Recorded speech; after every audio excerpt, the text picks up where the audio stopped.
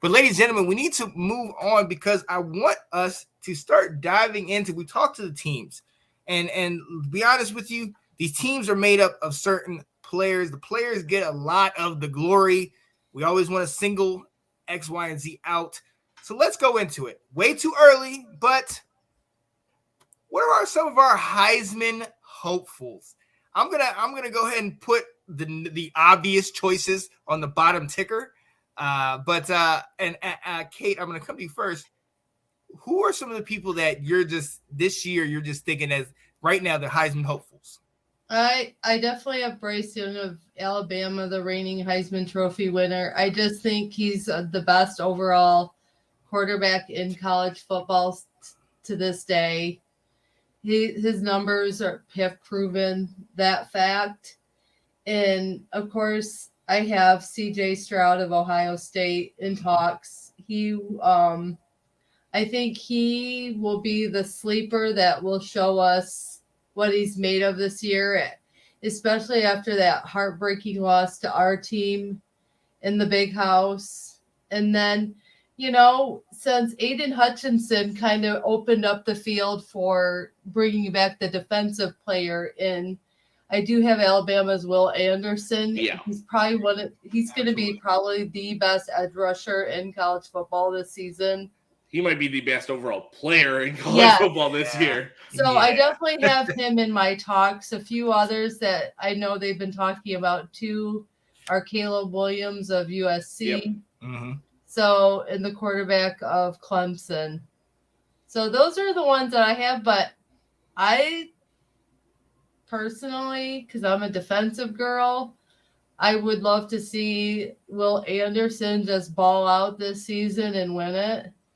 Mm-hmm. Like, he's the one that I definitely would love to see get that. Because to me, other than Aiden, he was by far like my favorite defensive player to watch. Yeah.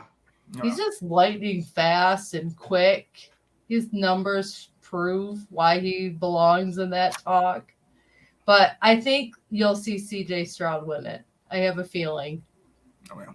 I can see it. If everything goes according to plan and they have the year that everything people are expecting them to have, yeah, I can definitely see this. I will put this joke in here, Anthony, because we do think it's funny. Stetson, the mailman Bennett.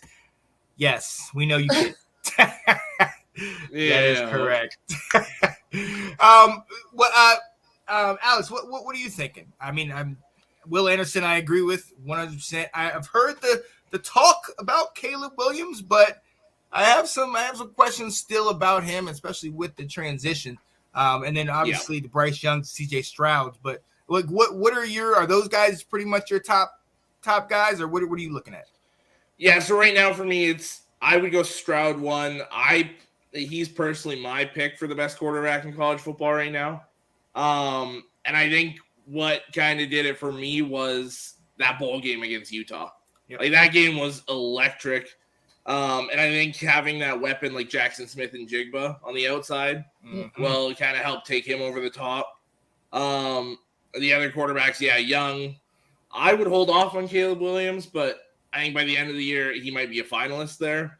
DJ Uiagalelei, definitely. Tyler Van Dyke. I would love to see Will Anderson in there. And then a couple of running backs here. Jahmyr Gibbs, obviously Travion Henderson. Braylon Allen, maybe, as kind of that sleeper for that freshman to get in there in talks. And then Bijan Robinson, to me, from Texas. Is probably the best running back in college football.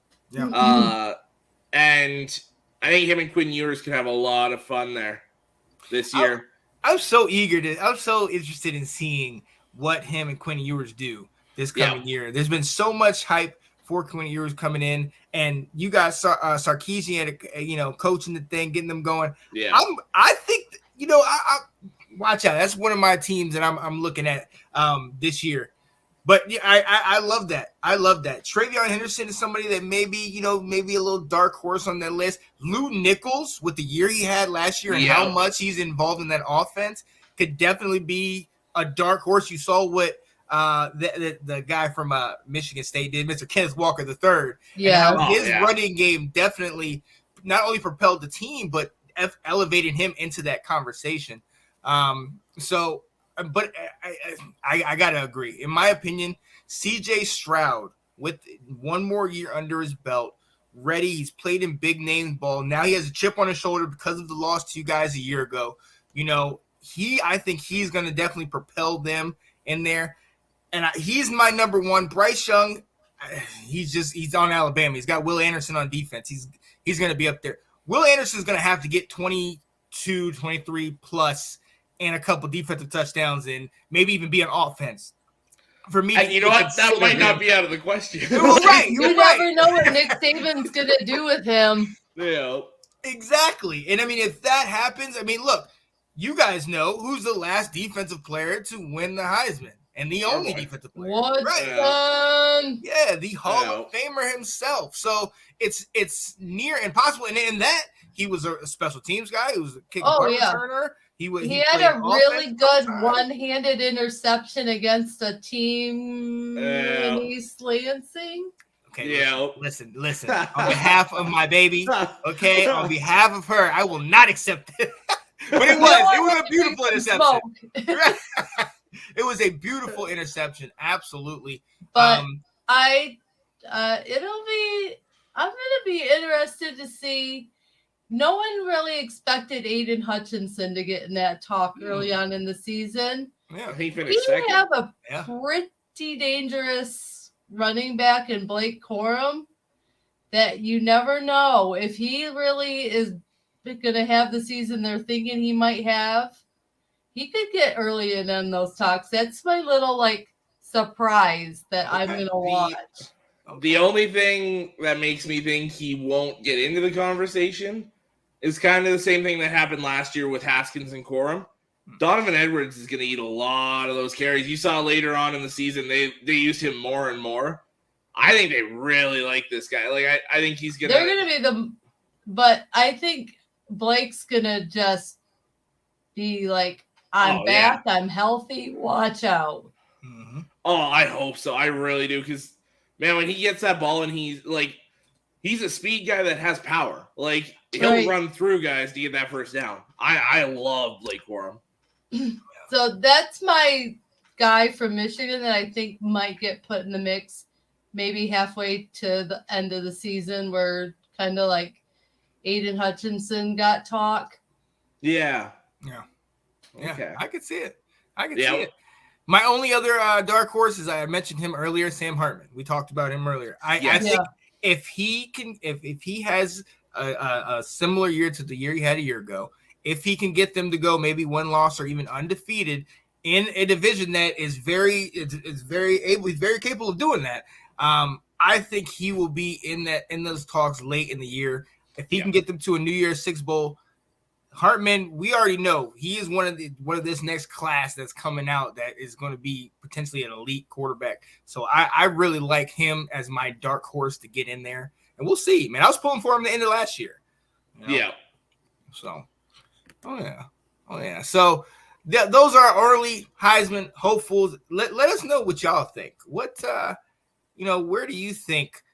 Who do you think is going to be a surprise? I know Spencer Rattler is trending. He was trending early last year, and then I read about him too, that he's trending again for this year. I gotta see it on somewhere other than the practice field first. Exactly. But you know what, PC? But that's the thing. Now, like Tyler Van Dyke. Now we have seen some signs. He's shown some signs a year ago. But again, it's kind of like for him to be in this conversation, or Quinn Ewers is the same thing. For him to be in this conversation, it makes you just like, okay, is it because he's just that he's projected that high, or just like what has he shown you? That was my argument with Rattler last year. What has he shown you to say he's a Heisman front runner? Like you got to have a complete game to get put in that conversation, and your numbers have to prove that you belong there. Yeah. And at this point, all the odds and the predictions and all that, it's all just talking points. Like nothing's gonna really be set in stone. Like your front runners will be set after week 1, week 2, week 3, and then from there you'll get guys that'll come in later in the season, guys that'll fall out later in the season. Like it's always gonna be changing, but until we see these guys on the field the first couple weeks, this is all just talk right now. Yep. And they got to stay healthy and injury free. Yep. To stay in those talks. Exactly. Because we can see how quickly players can get injured and fall in the college football realms. Mm-hmm. Yeah, absolutely. Yeah. And there's a lot of and actually a perfect segue. Thanks for watching. If you like that clip, be sure to check out the other great content from the Let's Talk Football community. And as always, please like, subscribe, and hit that notification bell so you'll be notified when more great content like this becomes available.